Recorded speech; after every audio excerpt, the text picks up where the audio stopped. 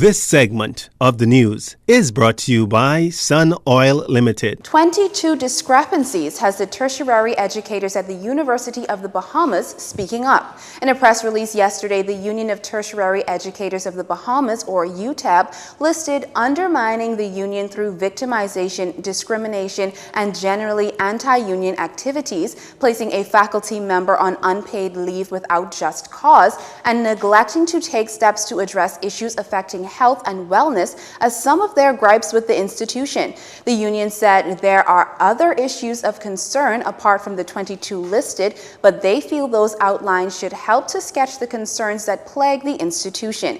UTEB said, and quote, "The university is funded by and belongs to the people of the Bahamas. UB needs us all to work together in a fair manner if we are to grow as an institution of higher education," end quote. President Rodney Smith was unavailable for comment. RBC execs accept that the decision to close another 4 branches, 2 in the Family Islands, could leave its clients challenged, but it's hoping to get around that with the introduction of a digital platform. It's a reported critical move if the banks to keep up its competitive edge. But as South Andros MP Picewell Forbes has pointed out, the bank's pending closure in Andros and Grace Long Island come March and April could very well drive those residents to use number houses to exchange cash.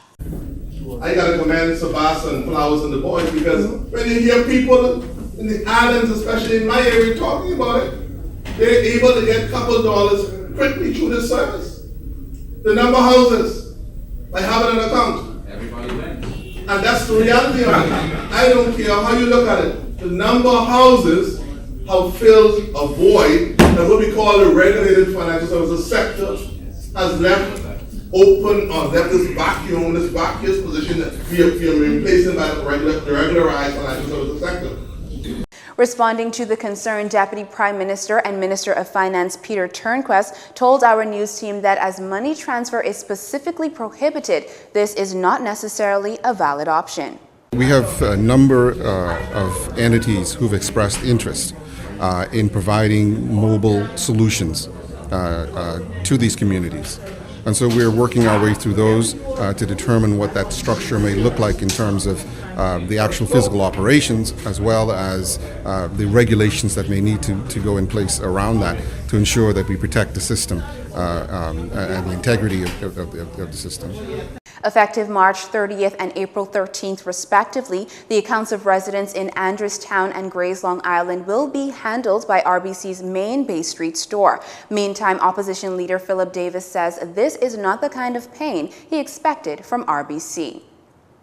Now, mom's the word. The aviation minister gets a bit of unsolicited advice from his predecessor. Glenys Hannah Martin yesterday admonished Dionisio Diagler to just remain silent as investigations into last Wednesday's fatal plane crash continue. You run a risk of prejudicing the investigation. You may not, but it's best to just allow your agency to conduct its investigation so that it ascertains the facts.